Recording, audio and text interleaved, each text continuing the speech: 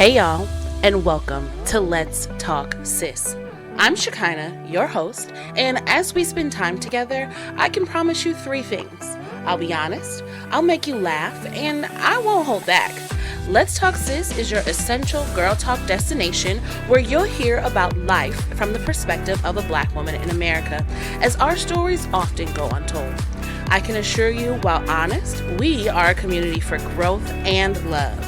Remember to like, subscribe, and share the podcast. Now sit back, relax, and let's talk, sis.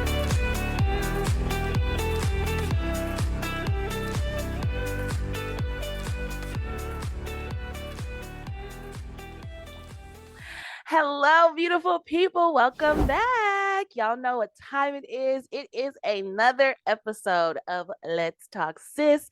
This is your ultimate girl talk destination. And this week, we are definitely going to have some real good girl talk. And I'm excited. So, my guest, I met her. If y'all follow me on TikTok, you'll see I went to a networking event. I didn't know absolutely anybody. I found the event on Eventbrite. And Sonya Phillips was the host of the event. Sonya was so amazing there. She was very welcoming. She was one of those good event hosts who actually like introduce you to other people and like, oh, you need to connect with her and you need to connect with her. So at the end of it, I didn't feel alone. I walked out knowing some people, making some connections. So hey Sonya girl, welcome. Hey, How how are you you doing? today? I'm good. I I'm am good. blessed and highly favored. So happy to be here with you. Yes, thank you so much for taking time out to sit with us and talk, sis. So Yes, talk girl.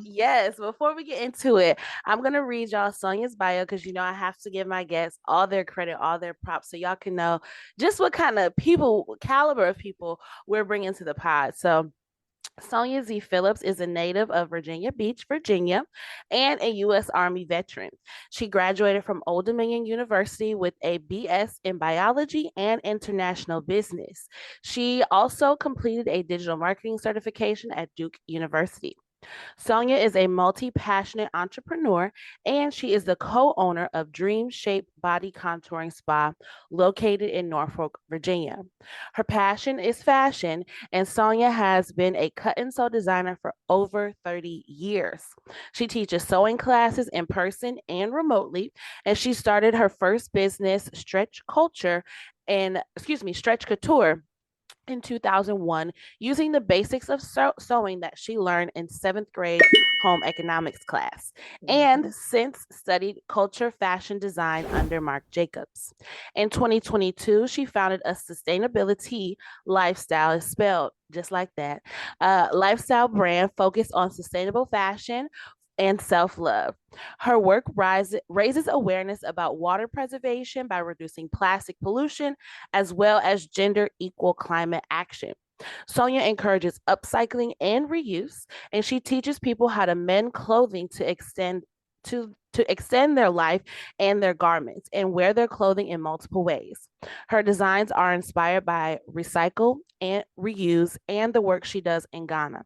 Sonya is an executive aide to Torgbe Volvo Okay, Igor. yeah, it's Toby. It's Toby Volo Ingo the first. It Okay. sounds totally different than the way it looks.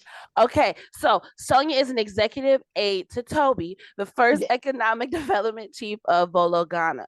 And she is a visionary behind the Volo fashion show and competition that provides cash prizes to aspiring fashion designers in Africa. She's also an Amazon #1 bestseller selling author and currently has new projects available on Amazon called The Sexy Unicorn Guide to Divine Feminine. Channel your $1 billion boss bay energy. Hey, Sonya, Hey, girl. how are you? I'm good. I'm so just excited. I'm so excited. 2025 has been off to a great start for me. So many great new connections, so Yeah. many new projects, so many just things to look forward to this year. Um, I'm just excited, and I just know that it's a lot of good stuff in store for us. Listen, you've been rocking out. So I'm going to ask you before we get into our talk, I want to break the ice Okay. and start with our Okay. icebreaker question. So Okay. tell me, um, when you're thinking about your self care routine, What Hmm. is your favorite part of your self-care routine? I would say gratitude Mhm. because so often we get stuck in thinking about what we don't have. We automatically go into a lack mentality like, oh, I wish I had this. I would be happier if I had that, if I looked like this or whatever. So Yeah. every morning I start with prayer, just to thank God for allowing me to open my eyes one more time because I have Yeah. sleep apnea. So it's a Okay. possibility I could die every night when I go to bed. So Girl. every morning when I open my eyes, I first thank God. That's the first part of my self care is thanking God for being here. But then after I like say my morning prayers, I kind of go into a gratitude ritual Mhm. where I thank my body. I think I give my body grace. Sometimes things hurt, sometimes they don't. I'll be 50 this year, so Okay, 50. I I practice gratitude for my body, and I just thank God for bringing in the money that's coming. Yeah. Because I'm Yeah. calling it in every Yeah. day. Thank you, Lord, for that money that's coming to me in expected and unexpected ways. So Yeah. I would say gratitude in all the ways is my absolute must every morning, and I that love is one of that. my self care. I love that. And I love that you also add the fact of thanking your body because while all glory and honor goes to God, right? If He didn't allow that body to move, it wouldn't move. But I think there is something special to hold space for. The changes that your body goes through, its abilities, it's not the things it can't do, and just being appreciative of where you are Yeah. in that moment for what you can and can't do. So that's awesome. I love that. Thank you for sharing. So Yes. now we are going to set the mood for a good conversation. So y'all know we Okay. love our candles around here. We love a good Yes. smell good. So tell me, what's your candle? What's the scent and what's it doing for you? Okay, so I didn't light it yet. I was waiting for you. Okay. So I have aromatherapy by Bath and Body Works, and it's the eucalyptus spearmint blend stress release. It is exclusively fragranced soy wax blend candle, and again, it came from Bath and Body Works. And I chose this candle because it was a gift at Christmas for from one of my cousins in North Carolina, and I love the way it smells. It's very fresh and very Yeah. clean. As I mentioned in my bio, I do have a spa, so I've really been getting into candles more. But for some reason, I don't burn them as much at home. I Yeah. usually, anytime I get candles, I usually just take them to the spa because we Uh-huh. use candles All the so time. much in there. So I'm consistently smelling candles and lighting candles. And for me, this just gave like it says stress release, but to me it kind of energized me. It smelled very fresh. The green made me think about money. Yeah. Throwing that in because money is a big part of stress. So I feel Yeah. like the more money comes in for The me, less the less stress. stress I have. And so that's why I Hmm. chose this candle because to me it spoke abundance. Yeah, I love that. And as you were describing it, I was like, "Ooh, that sounds like it'll wake you up Hmm. or energize you a It's little bit very it's with very that fresh spearmint." smelling. Yeah, Hmm. love that. So I'm going to like. It's called Life of the Party. This was a gift to me as Ooh. well, and it features fizzy and tropical notes for just the right amount of fun, and it smells exactly like a.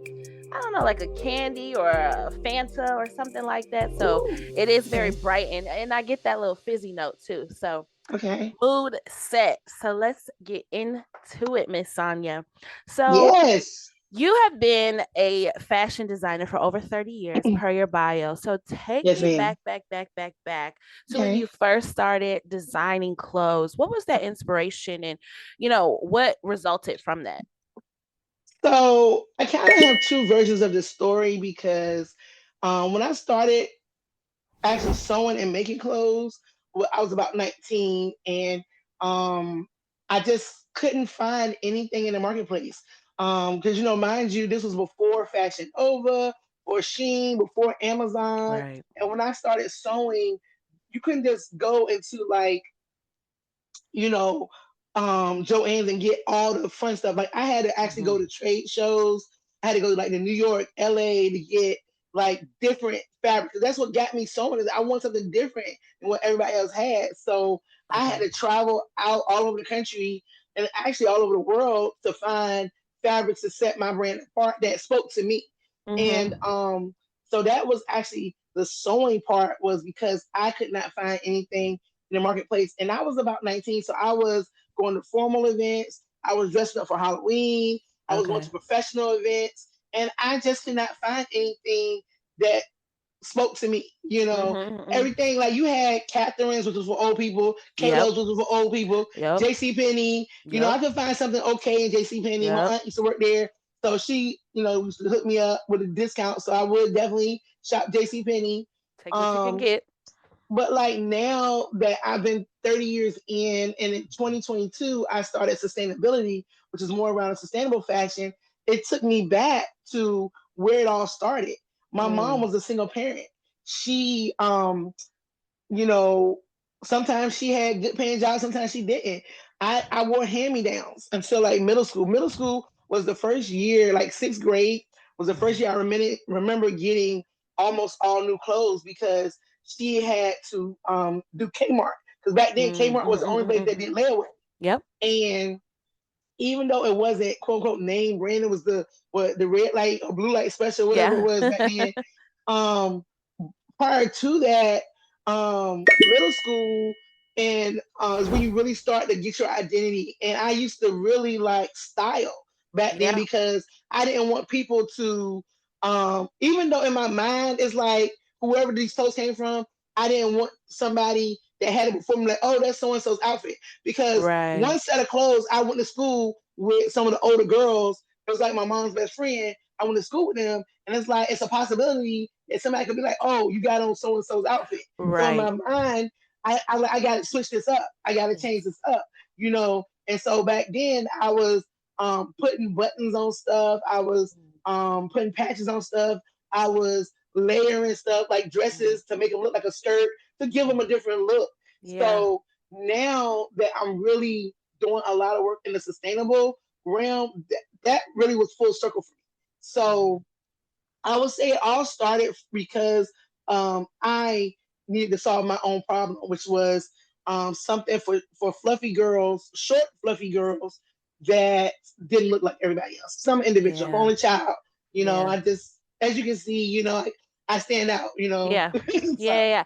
No, I love that, and it's a fine line between a blessing and kind of a, I don't want to use the word curse, but just annoying that you had to create your own, mm, space, right? That there yeah, there weren't these big brands, these big companies right, who identified that need, who saw you, right? Who right, saw what you needed in the market. And so the blessing, I guess, that comes from that is you get to be creative. You get to make your own mm, thing. You get mm, to switch it up. You get to choose, your fashion. And that reminds me, similar to my origin story with this podcast, I was in South Florida. Palm Beach specifically, and I would just go mm, places and nobody looked like me. Nobody, right. not nobody, but we was like A small number, a yeah. very small number. And I was going through things and experiences, and I had these Mm, thoughts and um ideas that I wanted to share and express, but when I would right. do so, people are looking at me like, "Girl, what are you talking about?" It's not, that's not really how things go, or that's not the reality. So I had to Right. create a space. I had to create a platform where I could Hmm. come and just be authentic. I could be my creative self. I could make it look how I Right. want to look. I could say what I want to Hmm. say and not have to have anybody, tell me I'm wrong or tell me it's not right. And Hmm. so, that just kind of reminds me of what you're saying. You want to Yes. be cute. You want to look fabulous. You want to have your own style and your own fashion, right? And if you're Right. making the clothes, if you're making the look, who's going to tell you, it's not right? So I love that, and I love that you They had can tell me all day long, but I ain't got to listen. That's but that's what I learned. exactly in that part, right? This is my space. This Hmm. is what I'm doing. You don't have to like it. I'm not making this for you. So I love that. Right. So tell Yes. me, obviously, you mentioned the short fluffy girls. What's a big misconception around fashion in that area that your designs have helped to kind of dissemble? So I started really making money in the fashion industry with exotic dance wear, Okay. swimsuits. Then I transitioned into like doing prom dresses and formal wear. And then as I grew and my style changed, I got more into like Erica Badu and African print stuff. I went Okay. natural. And so I continue to have a love and affinity for African type things. And like even now with the work that I'm doing in Ghana, you know, I really embrace the African prints even more. But one thing that I'll say is going back to the exotic wear, and I think Lizzo is a prime example of that. They Yeah, feel like big girls shouldn't wear sexy stuff. And I'm absolutely. like, sexy is a state of mind. So I'm Yeah. just like that guy, big sexy. That's it. We can be Yeah. big and we can be sexy. You know what I'm saying? So that's the thing. Even with the sexy unicorn, it's not about a shape or a size. It's just Yeah. about the women itself. But I think that's the biggest misconception is like, oh, you too big for that. Oh, you shouldn't Hmm. be dressing like that. And I'm like what? Like what? What you Yeah. mean? So I'm Yeah. gonna wear some sexy stuff for myself and for my man and for some bourgeois pictures and for the internet if I want to. Period. You know. So Yes. I would say that big girls shouldn't dress sexy. And that's such a great point because it is something to like you sexy is a state of mind, like you said, Yes, and sexy you state of can mind. feel sexy in a turtleneck and fully covered up if that's what Or makes you even in feel a suit. sexy, or Like, do you even see in that a suit right there? I feel like that looks exactly. sexy. And she ain't showing Yes. nothing. The decolletage is the only thing she's showing. Correct. Correct. Exactly. And so that's such an excellent point. I love that, you make that a statement and a part of what you put out to the world because we do need to dismantle that. Being big, being Oh, plus and natural size or hair too. Like yep, people feel like I feel like now it's changing, but when I first went natural, people were like, natural hair is not sexy. You can't tell me correct. she ain't sexy. Correct. So yes, so first of all, destigmatizing that sexy is what you're wearing or what you look like. It's really Mm-hmm. about how you feel, how you How you exude think? yourself, what your mindset is. And yeah, you can be Mm-hmm. sexy in this or that. You can wear Mm-hmm. absolutely nothing or a little, a little sexy lingerie and feel it's all about how you are setting things up in your mind. So if Yes. there are women out there who have been told, you can't wear this or you shouldn't be that doing that, we are here to Mm-hmm. encourage you, be sexy, be what you want to be and That's find right. designers like Sonya, find people like myself who encourage and uplift what you are already thinking about yourself. Don't engage in those people, who are telling you can't do something. So Right. you kind of touched on it a little bit, but tell me like over these past 30 years, how has the industry changed? What are you most proud of, about where fashion has come today? Because we do have people like Lizzo and Big Sexy who are advocating, for the plus size fashion.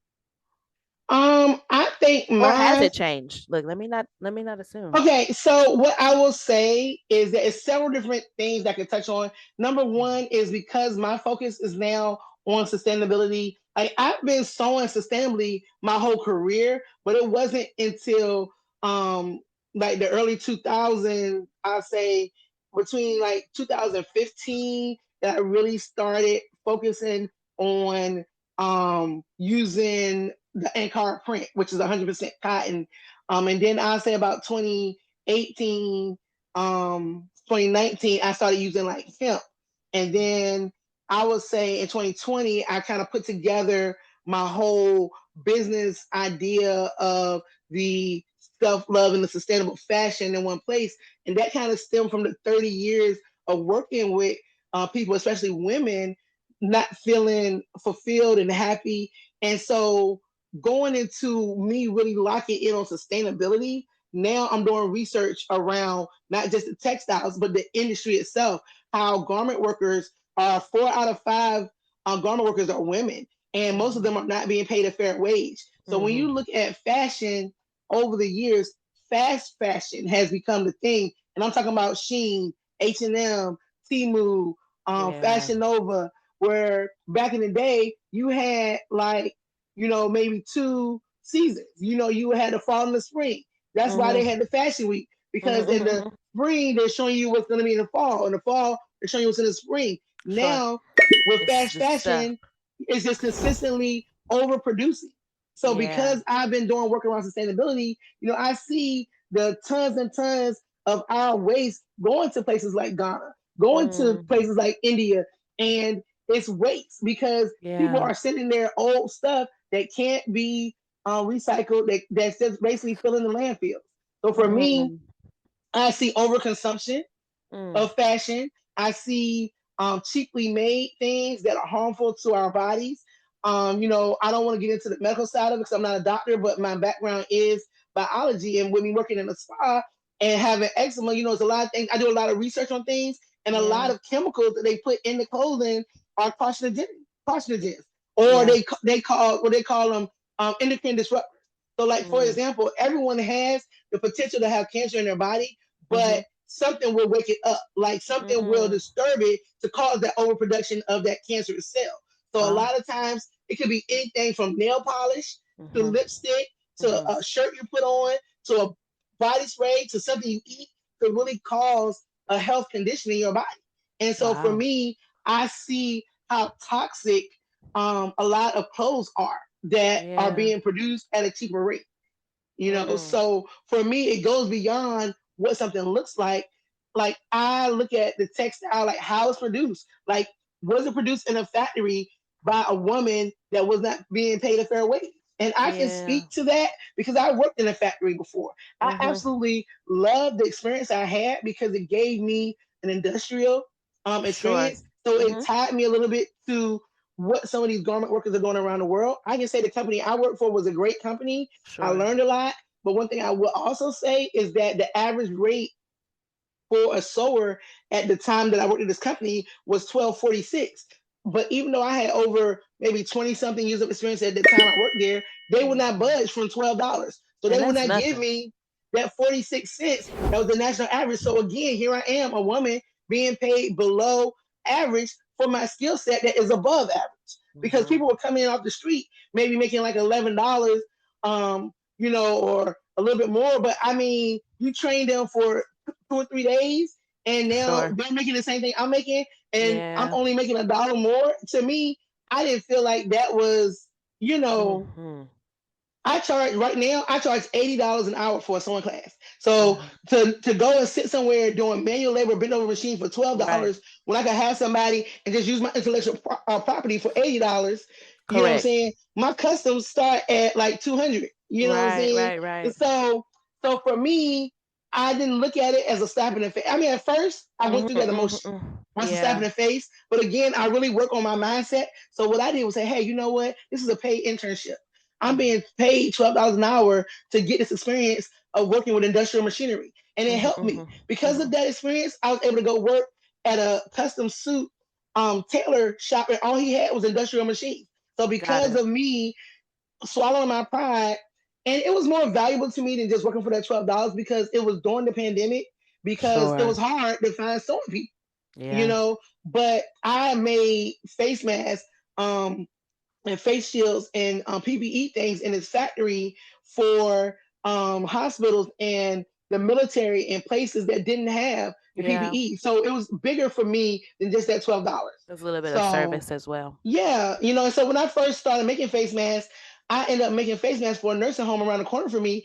I met with a nurse practitioner that had been wearing the same mask for 2 weeks because there were not any more. She Mhm. dropped her stethoscope on the ground, picked it up, wiped it off. She said, it's safer for me to use this stethoscope I just dropped on the ground on somebody than it is for me to step into an elevator. That's how Mhm. Mhm. dangerous Mhm. COVID Mhm. was in 2020, when it Yeah, it first was hit. And serious. I met her outside. And so I made face masks out of bed sheets and t-shirts for this lady. And then I was able to teach my students how to make face masks. And then, of course, I monetized. But being a creative, I got burnt out because I don't like doing the same thing over and over, girl. Yes, I get So it. I was like over that face You mask know, craze real fast. you went in a totally different direction than what I thought you were going to go, and I love Oh, I'm that sorry. because no, no, no, no, no, don't apologize because I think when I was asking, about the industry, I Yes. definitely was thinking about the outward facing things, what we see, right? The access to fashion It's cheaper. and the fact that we can buy it everywhere, but often we don't think about the sustainability factors that come Mm-mm. along with all of this production, right? And as Correct. you're talking about the quality of Yeah. the materials and what we're putting on our bodies and just the Yes. effects that has, that's not a conversation that a lot of people are having. A lot of Yeah. times when we're talking about fashion, it is about, well, I'm a big girl and I can't find what I want. It's really Mm-hmm. not about what what are the options for sustainability? What people Yes. don't have wardrobes anymore where they have these classic, timeless, well-made Pieces. Yeah. quality pieces, right? There's a crop top and a tank top and a this and a that that's here today, gone tomorrow. You would never wear it Right. again, right? And I even remember in high school and college, like that was a thing for me. Like I didn't want to repeat my outfits. That's when the Mm-hmm. Sheins and the Fashion Nova was coming out. I didn't want to repeat my outfits. Like I might Mm-hmm. wear, a shirt two or three times a different way, but after that, girl, I'm Mm-hmm. done. Get rid of it. I'm donating it, right? And we feel good about that. And I'm checking Yeah. myself in this moment, like, oh, I give away clothes all the time, but it's like, first of all, everything that you take to Goodwill doesn't get purchased, and eventually, like you're saying, it's going to get shipped off somewhere, and it may not be utilized, and therefore it's just sitting in waste and landfills. So I want to encourage everybody too to just really think about that. Like, what's wrong with a classic timeless wardrobe? Get you a quality pair of jeans, get you quality blazers, get you really nice, well-made Mm-hmm. things, invest in those pieces, right? So that they Yes. are sustainable, so that we are doing just our little parts every here and there to help Mm-hmm. this planet that we so badly, love and want to be a part of forever, but we're not doing anything, to help that. So tell me, with your work in Ghana, tell me just a little bit about that. What inspired that, and what Okay. are you doing over there? Okay, so let's go back a little bit. So it's crazy how God works. And I have to tell you this story to lead up to where I am with Ghana. Okay. So you know how that Bible verse talks about leaning that to your own understanding. So I can speak to that in real time. So I had decided I was gonna go do a mission trip in Kenya Okay. with an organization, and the trip was like about $4,000. And so I fundraised for that trip. I even took out a loan to help me pay for that trip. And a week before the trip, I got a call from the host telling me that my visa was denied and I couldn't Wow. go. And I'm like, what in the world? So I went through all the stuff, tried to go to expedited passport place to try to get my thing. And like, if I could have, so this is on Monday when she told me, excuse me, Tuesday, I'm running around trying to go to DC, New York, all the places I could drive, Philly, to try to go to an expedited passport place. Mm-hmm. Couldn't get an appointment. Since 9/11, you have to have an appointment now. Yes. So couldn't get it. Anyway, basically, long story short, couldn't go, lost my money. I ended up getting like $400 back from the lady after the trip out of a $4,000 trip. And then I Ooh. also got like a $700 credit that I was able to use on the airline. I went to Miami. And Mm-hmm.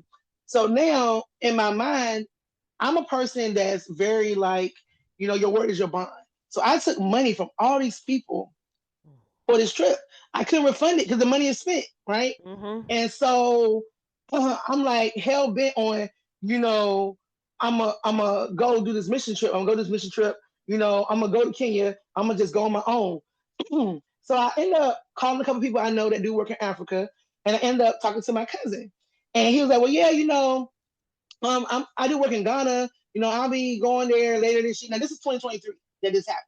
I'll be going Okay. there later this year. I'm gonna be the ceremony to become a chief, and maybe you can go with me.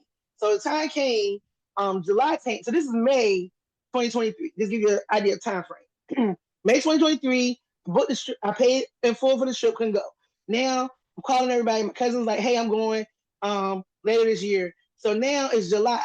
He's calling me. He's saying, "Hey, you know, I'm going next month to Africa. Mind you, this is like going over my head. I'm Yeah. going next month. I know you do that internet thing, that social media thing. Can you set me up some stuff? Can you, I don't really like dealing with people. Can you, put some stuff up for me so people can know what I'm doing What's over going there? I'm on? like, okay, sure, that's my thing. Digital marketing, that's what I do. Mm-hmm. So I set them up a page. We get to talking. So now it's time, girl. When I seen the footage and the video of him and his royal staff, his Mm. wife, his son, the Yeah. chiefs, all the jewelry. I'm like, this is the real Emmer effing deal. You know what I'm saying? So, of course, he came back. We talked. He felt like it was a spiritual experience for him. He said he really felt different. So now I have a cousin that is like a king. Basically, he's a chief in a village over there in Yeah. Ghana. Uh-huh. And he asked me to be his like assistant. So I don't manage his calendar or his money or anything like that. I look at it more like a brand manager. Okay. But anytime he asks me to do certain things, I can get it done. I know people. I'm the plug in certain areas, so whatever he need, I get it done on the U.S. side. So he Okay. actually has a assistant on Ghana side that's actually the one who was his. They call it Manager's a more like stool the day father. to day. Uh-huh. Yeah, but he's also in a different role because he's the one who's training him to Okay. become the chief. And so he and I, talk on things. And so basically, one thing led to another. And so I do the digital marketing, I do the social media, but I also was like, hey, I'm going to Ghana. I want to do fashion show one day. So me and the assistant worked together to come up with a plan. My cousin funded it, so I always give praises to my cousin because he funded it for me, but it was me, the visionary of the Volo fashion show, and he actually added the competition side. Okay. So what ended up happening? So he took me with him in March of 2024, and that's Okay. when I actually had the opportunity to go to the village, meet the other chiefs, eat the food, go around to different parts of Ghana, learn history about the town. And so I'm basically like the storyteller now Okay. of the village. So this year when I go back, I'm going to be interviewing some of the chiefs, some of the queen mothers. I'm going to Okay. interview the models, some of the designers. And so because he's a chief in this town, they added my fashion show as a part of the weekly celebration they do during the week of Easter every year. So the Okay. Volo fashion show and competition is an annual event that will happen Yeah. on Friday before Easter every year. That's Going first. So, awesome. so this year is the second annual. So of course I'm fundraising, and I made these lovely and corporate keychains. So anyone that donates to me, I make sure they get a lovely keychain. And I got some Yeah. other goodies that I'm doing. I'm Yeah. gonna be doing some raffle stuff. So my work also being around humanitarian stuff. We have a clinic there. And Okay. if you go to my website, www.sonyazphillips.com, there is a page that says Volo Ghana, Mm-hmm. and you'll see a lot of the information there. And so with the clinic, it's very small. The nearest hospital is over like 100 miles away. And so in that clinic, my cousin has provided like air conditioning, beds, medical supplies. So that's the humanitarian Mm-hmm. side of what he does. So he also does investment stuff. So there are things we can get an ROI, but if you're just looking for a place to give and to help, we're rebuilding this clinic. And they have a lot of land, but no money to really do stuff. So Mm-hmm. he's helping to rebuild and expand the clinic and do stuff like that. But in addition to that, his economic side of the house is farming. So we'll be doing hemp farming, planting starting in May. We'll Okay. be doing tourism. So he is currently in the process of building about three hotels over there and restaurants and a couple other projects that Sure. he mentioned. But the main thing is tourism, farming, and fashion. I know Perfect. that was I a love lot, that. but No, that's hopefully it covered it good. all. That's good. And I love this. There's this movement of people going back to Ghana and coming Yes. home for us in our community. So it's cool to have somebody who has that experience and can speak to it. So tell me, Mm-hmm. based on your experience, based on all these things you're learning in these projects that you see coming up, what can Mm-hmm. we as Americans learn from the Ghanaian culture, if I say that? That we need to sit together. I think we have lost that village mentality here in the US. Everybody operates in silos. So I love collaborative partnerships. I Yeah. love meetups. I love they value health. They eat very healthy. They walk a lot of places. I can give you an example. We were leaving an event, and Mm-hmm. the rain just came out of nowhere. And they Mm-hmm. have still have like a lot of dirt, like Mm-hmm. roads and stuff. So his assistant was driving ahead of us with his brother in like a little like Toyota Camry or something. And Okay. we were on about eight of us, nine of us were on a like small white like passenger bus. So our Okay. driver, kind of following behind the Camry. Then the rain came out of Okay. nowhere. and the Camry crashed like on the side of the road, like in a little ditch thing. So of Oh, course we pulled over, and the driver and his brother were kind of smaller gentlemen, but the brother like got hurt, his arm was hurt or something, and they couldn't get out of the thing. So they came, got in our van. So then they were like, okay, we'll just leave it and come back. And the driver of our van was like, no, no, you know. So he's like, come on, get out, So he went, and he was just trying to coach them to help them get out the ditch. But as people were coming by, a guy on a bike stopped to try to help him. Another guy with